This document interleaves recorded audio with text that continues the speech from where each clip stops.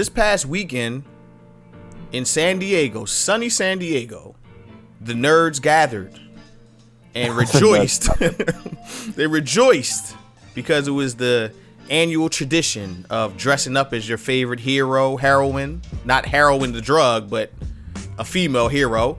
And you got men dressing up as Captain Marvel, mate. You got men dressing up as Captain Marvel. The world is going haywire, man, especially when it's Comic-Con time. And this is the time where a lot of the movie industry and, you know, those type of movies. What I mean by those type of movies is movies that appeal to, you know, geeks and nerds, the ones that make the most money. Those movies, right? You know, usually they gather here, usually hold a panel or so to announce what the future is for those movies. And Marvel, you know, to not many people's surprise, were there to reveal Phase 4. They blew the load. They shot them. They blew the load. It was a mighty one at that. It was a Stormbringer sized load. Pause. But it was. They mustn't have had any for at least 3 months. Right. Yeah. And they revealed their plans going forward. And there's a lot to unpack here, but we're going to try to do it in a very concise manner by talking about things that we liked and some things that we didn't. And yes, there are some things that I didn't really care for that was at Hall H from Marvel. So right off the jump, DC wasn't there, so we don't have to talk about DC. They were nowhere to be found. They had animation there, you know, Batman Hush and things like that, but they didn't have any movies there, so nothing to talk about there. So we can just stick to Marvel Hall H because they had a lot to talk about, a lot to unpack, and I got a couple notes here. So let me start off with what I liked and see what you thought about it. One of the best things that came out of that panel to me was the cast of the Eternals. That was a surprise to me. A-list cast. It's A-list cast. Now, if you don't know, the Eternals, which I never even thought there would be a movie for this, because you had Eternals, Celestials. If you into the Marvel universe, you like, man, they're making a movie for the Eternals? And yeah, they are. That's the thing. If they're making a movie for the Eternals, that shows that, like, they're super confident in what they're doing. Not even confident. They pay past confident. They're like, we're going to do whatever the fuck we want. Whatever we want, it's going to happen. So they're in a position they're in a position that not many studios have ever been in. When you have creative freedom. I don't think any studios had this much success. Freedom. Yeah, well, it's based off of success, though. You come off of the news going into the weekend that Avengers Endgame is the highest grossing movie of all time. When you get that accolade, go on and make Doctor Strange Multiverse of Madness. Do whatever you want. It doesn't matter. They're making. Endgame was the highest grossing weekend too, right? Yeah. Like something it million. Broke all the records, man. That's crazy, man. But this Eternals cast was interesting, man. Selma Hayek, Angelina Jolie. I never thought she would be into anything like that. Not saying like she's like this. She's been in some terrible movies. She was Lara Croft, for God's sakes. But I didn't think she would be in a Marvel movie. So to see her walk up on stage was pretty surprising. I don't think she cares that she's in a Marvel movie. I just think she wants to get paid. That's also a good point. She's getting paid for this shit. She's definitely going to check because on the marquee, she's going to be one of the biggest names on it. So, I mean, I'm just happy for my man, Brian Henry Tyree. Like, I'm happy for him to be in that cast. That's my man, Paperboy from Atlanta. That was good seeing him on stage at a Marvel event. I said, wow, man, he's been in a lot of shit lately. So, the whole cast is basically like proper A-list. Yeah, it's pretty good actors there. So that was one of the things that I was actually surprised by, because the Eternals is not like this huge property, right? It's actually very unknown. And the way you get an unknown property traction is by getting a good cast. And they did that. Getting everyone's attention. That's how you get people's attention, and it worked. One of the other things I liked was the Doctor Strange Multiverse of Madness, and the fact that, Man, that title, that's a crazy ass title. that title shows you that Marvel know they can do whatever they can do whatever they want. The Multiverse of Madness. So you have the Multiverse of Madness, and it's going to have the Scarlet Witch in it, also Elizabeth Olsen. So that's going to be weird. Perfect pair up. Yeah. You say it again? It's the perfect pair up. It's the perfect pair up, man. You think she'll actually be the Scarlet Witch? Because they've never called her that. I mean, we're probably going to be talking about WandaVision 2, right, in a bit. Yes. So I think that by the end of WandaVision, she's going to be the Scarlet Witch. Okay, and going into the movie, she'll go into it as the Scarlet Witch. Because it leads into Doctor Strange 2. So absolutely. That's how I think they're going to do it. Okay, I mean that works for me. I mean, her being in the movie, like her powers and her character, basically controlling her powers, that all fits in the Doctor Strange universe. She's a witch, he's a sorcerer. It works out. That film's gonna be trippy. Like if you take acid, it's probably gonna look normal. I mean, Feige said it was gonna be a horror film. Man, I can't.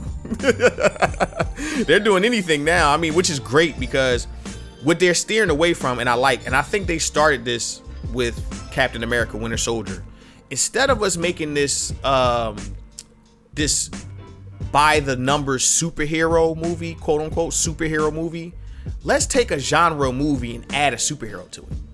Yeah. And I like that. I like when they do that. I like when the spy drama, right. The heist movie, like, yeah, that's good stuff. It's straight up comedy. It's a comedy, right. So I think that's dope. I think that's something that a lot of, a lot of studios that make superhero movies should look more into. Like, let's steer away from Spider-Man, the first Spider-Man style movie, because that's like a superhero movie. You feel what I'm saying? It's very, very by the numbers. Right. Let's lean more into, the Winter Soldiers and things like that. I mean, even the Avengers is a superhero movie, right? Like by the numbers, superhero movie. So let's lean more into these genres of movies and just place the hero in that genre of movie. So Doctor Strange in a horror movie, Benedict Cumberbatch, right? Called him Cumberbatch. That sounds very perverse. That sounds like the perverse of madness. That sounds like the X-rated version. The X-rated version of Doctor Strange. So, but he's a great actor. So having him in a movie with Elizabeth Olsen, and they're probably like Dormammu and different dimensions and stuff is great. Be insane. It's gonna be awesome. Another thing that I liked, Saab, was ShangChi, because I don't know much about ShangChi. I really don't. But the fact that this is going to have the Mandarin in it. Yeah. Finally, the real Mandarin. Did you ever see that Marvel one shot? I did. Where he was in prison. It was revealed that the Mandarin was still out there. The Mandarin was actually out there. Like they left that door open so they can open it all the way sometime later. And this is the time, ShangChi. And I'm not familiar with the cast, but from what I hear from other people, they picked a good cast for this. So very, very good cast. Right, and he's the first Asian Marvel superhero. So it's like on the big screen. And that's big too. So, for the Asian Americans and the Asians around the world that get a chance to have a superhero, the way, us, black people here got Black Panther, that's cool also. I hope it makes as big of an impact as Black Panther did too. I really believe that it will. I think so. It depends on the quality of the movie also. See, Black Panther had a very diverse cast, and there was a lot of people there that was A-list. You know what I mean? There was A-list actors in B roles and C roles. So maybe Shang-Chi can do the same thing. Awkwafina's in the movie, so she's a big name in Hollywood, and she's a Asian actress. So yeah, man. And Tony Leung. And I love her. She's great, man. If anybody ever seen Crazy Rich Asians, she was awesome in that movie.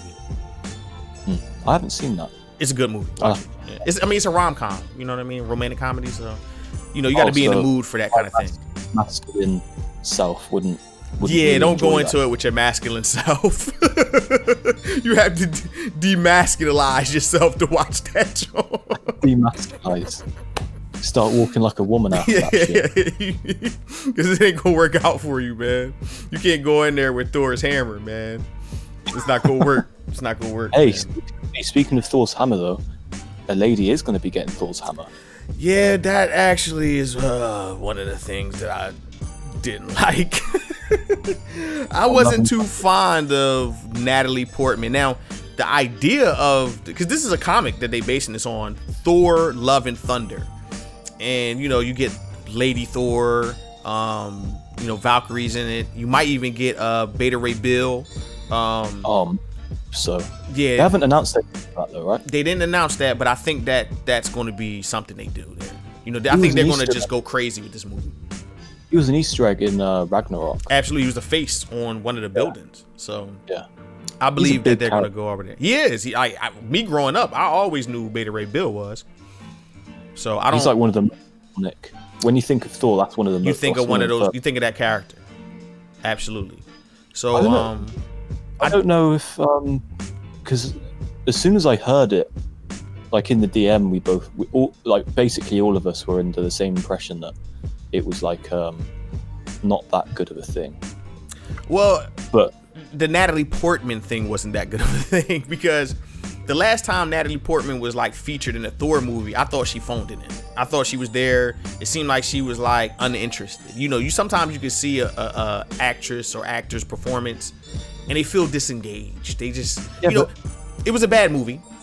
And that's what I mean. I think like it didn't look like it was fun filming Thor: The Dark World. If that makes sense, because that film is pretty bad. It's pretty bad. It's pretty bad. So I think, considering Taika Waititi's directing it once again, I think I'm gonna reserve my judgment. I have a lot of faith in how he approaches the Thor IP. Man, he does it from a fun place.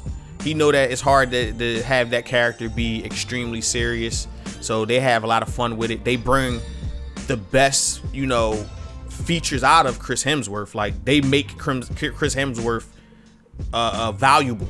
They take his best features as an actor and put them and showcase them in their movie. So the first two Thor movies didn't do that.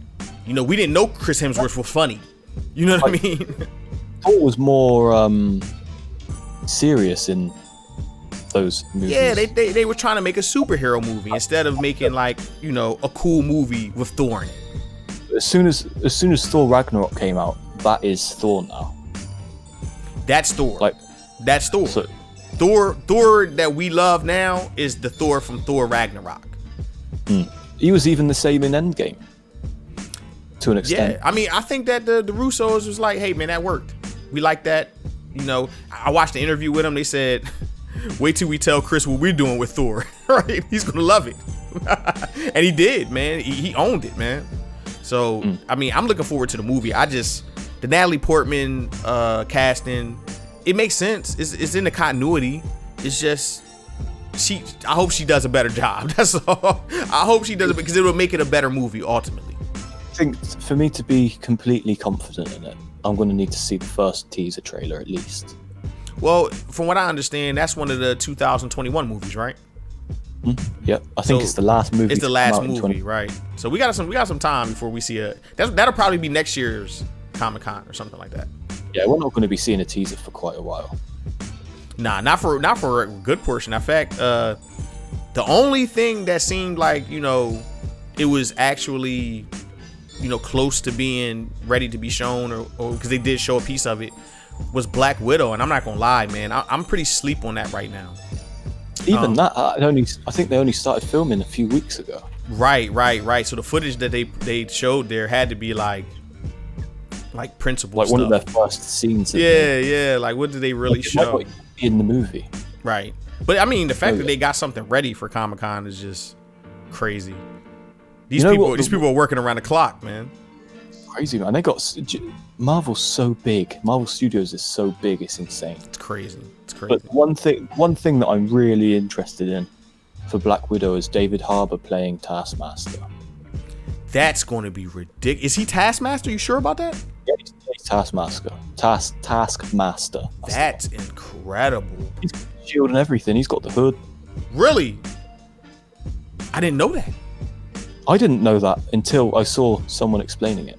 Because I know you said that they released the live stream of it, right? But they took out the portion that they showed from the movie. In fact, you know what? I might, in a bit, I'm going to look on YouTube, see if anyone's leaked that footage. I haven't seen it. I would have caught wind of it already. Not out there yet. Yeah. It will be, they always leak something. Somebody got it somewhere on the phone in shitty quality. But for the most part, I'm interested. I like Scarlett Johansson in that role. It's cool that she's finally getting her time to shine. But I'm just not excited yet. That's what I want. I'm not excited yet. I'm not saying I won't be, but at the moment I'm not. Considering they're going from, because I think the Eternals is coming out next year too, right? Yes. Their slate for next year is Black Widow and Eternals. So they're gonna have 2 movies out next year. That's the movies, yeah. But we're gonna be going from. It's hard to be excited for, because Black Widow has no powers. None. She's just a female that's very good at what she does. She's very not good. Not her being a female is a problem. Right. I'm just saying. She's a woman. She knows what she's very good at what she does. I mean, but if it's a spy movie, it'll work. I don't think it has to be like a superhero with people with superpowers and shit, like for it to be a good movie. I think it's going to be a genre movie. Right. In fact, you know what? I think the Russo brothers would make a good Black Widow movie. They would absolutely make a great Black Widow movie, but I think that they're going to take some time off.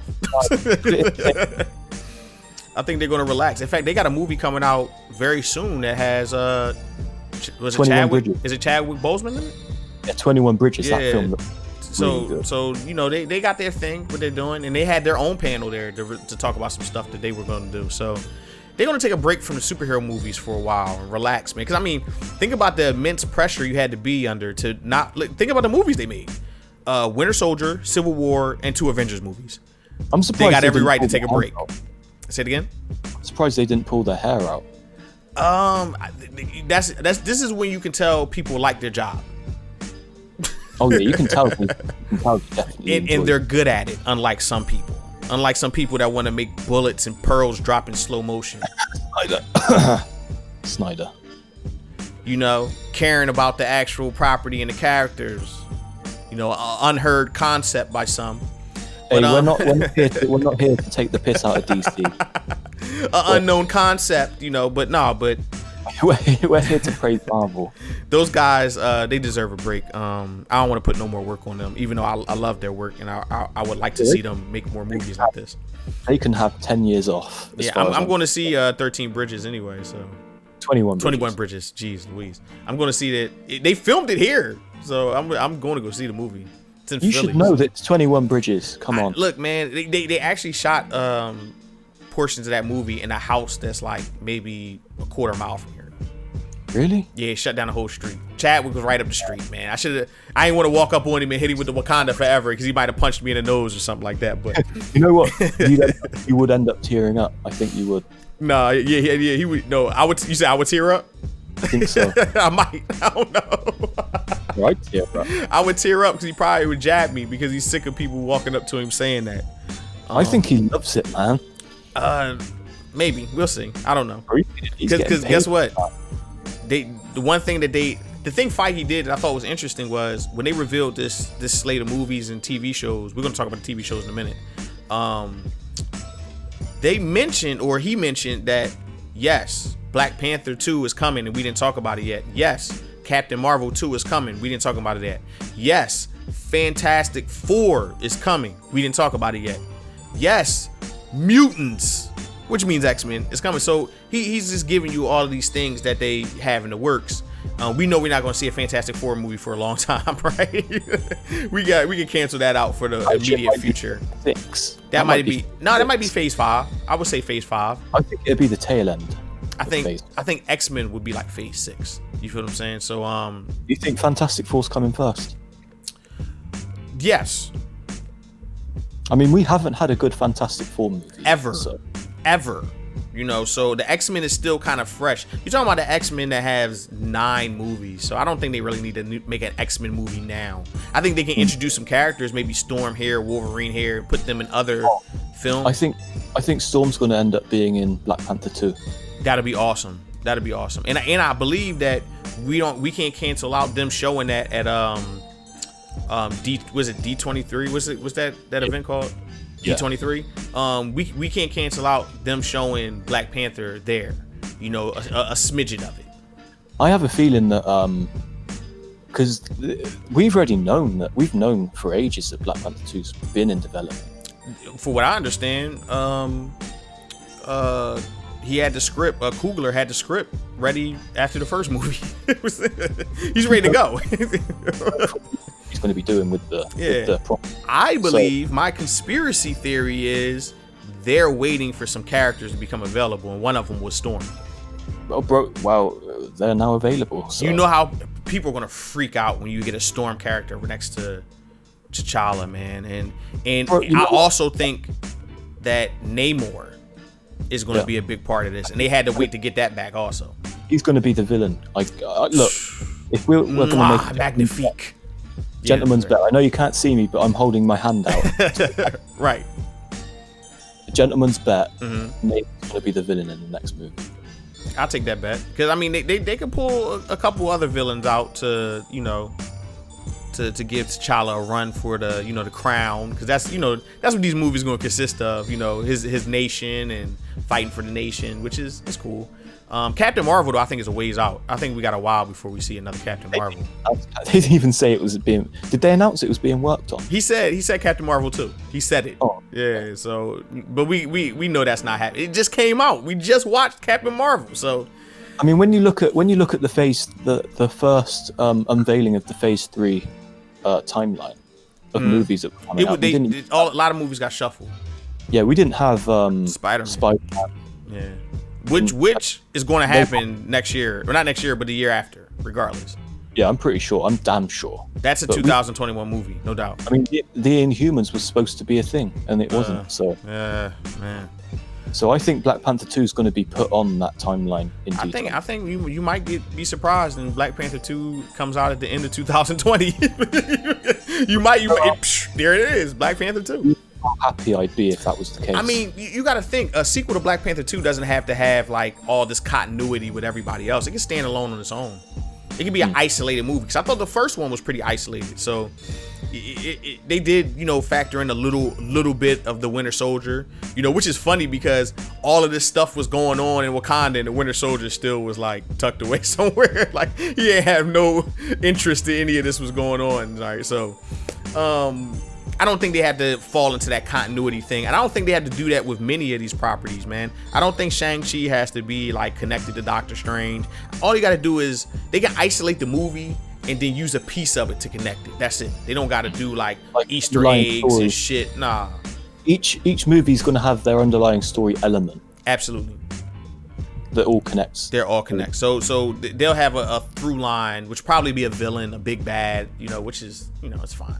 I hope it's Doctor Doom, but we'll get into that some other time, because we could talk about that forever, man. But let's talk about some of these Disney Plus series that they're talking about putting out, because to me, this is a personal thing. I'm not projecting what I don't like on anybody else. This didn't do anything for me. The movies seemed more interesting than the shows. Like, that was inevitable, though.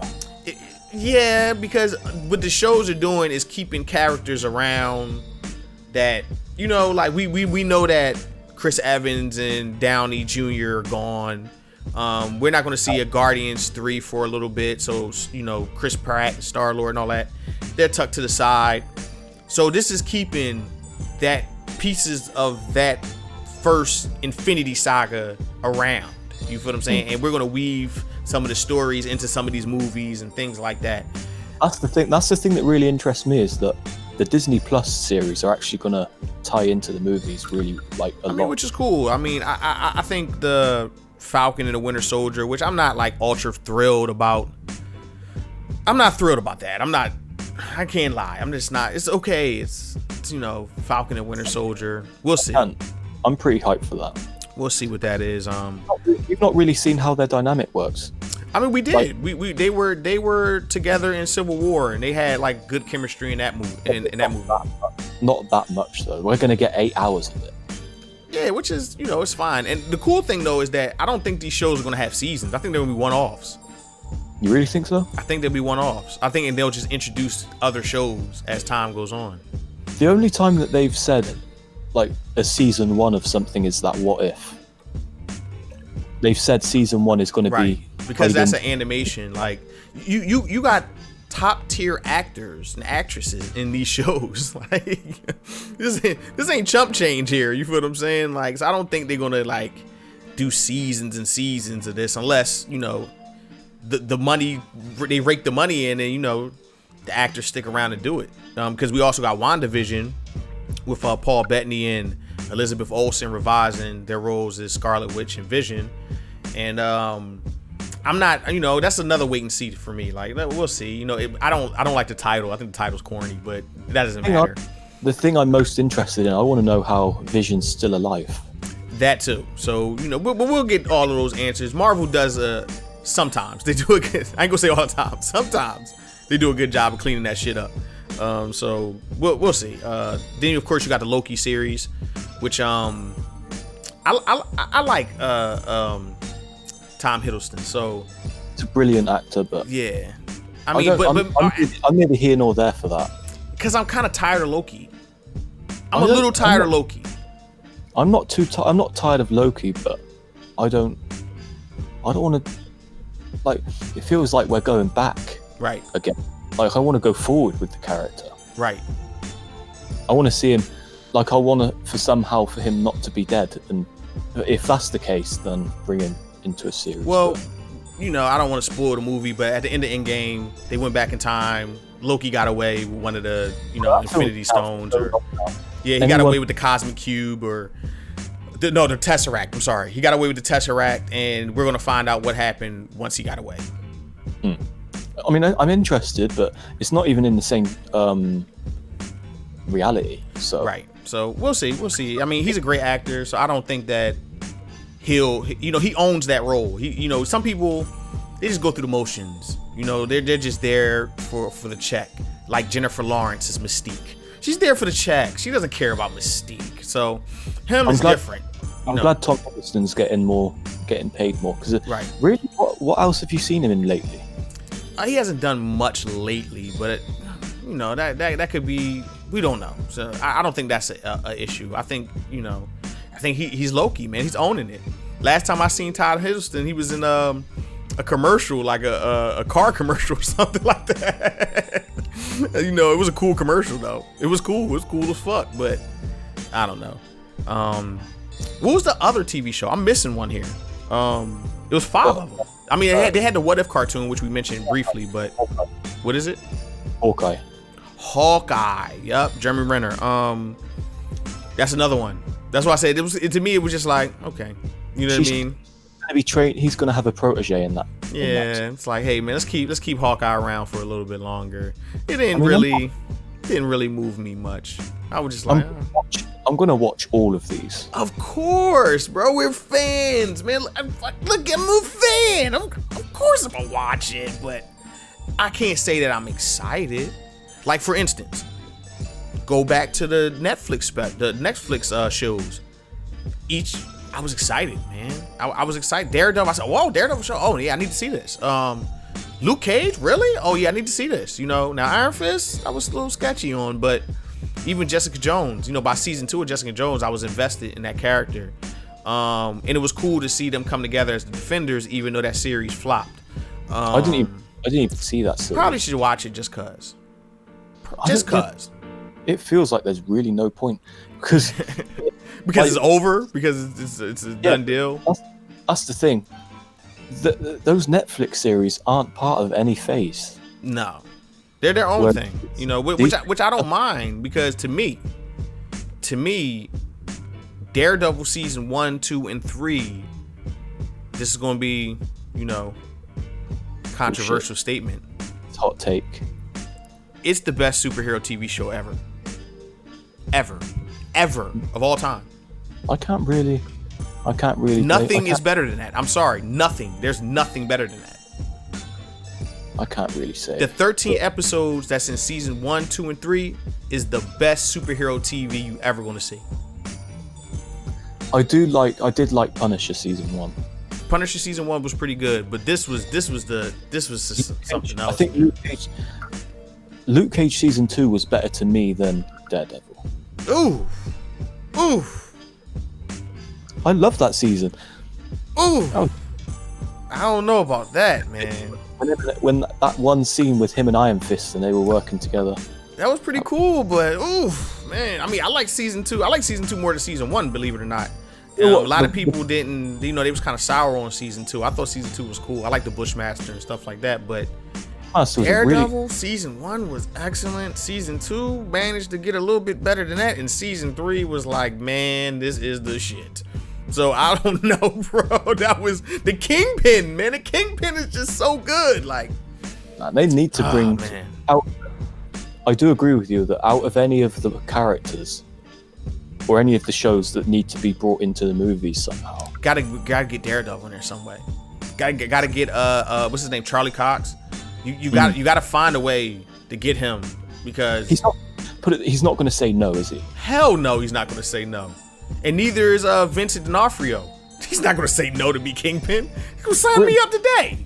Perfect Kingpin, by the way. Perfect. He's the best version of him ever. So, you know, I listen, man. Shout out to rest in peace to Michael Clark Duncan, but nah, you're not messing with that guy. That dude was amazing as the role. So, I mean, pretty much that's pretty much it for me. We do have one more thing to talk about that came out of Hall H and San Diego Comic-Con, but we're going to save that for a whole nother video, because that's a whole nother topic right there. Yeah, that warrants a whole video. That warrants a whole video to itself. So we're going to get up out of here. Thanks for watching. Hey, man, if you like this video, hit the like button. If you like the content, make sure you subscribe for more of it, and share it with a friend, man. In the meantime, between time, save a seat for me at the theater, man, because I'm going to meet you there. We up out of here. Peace. Peace.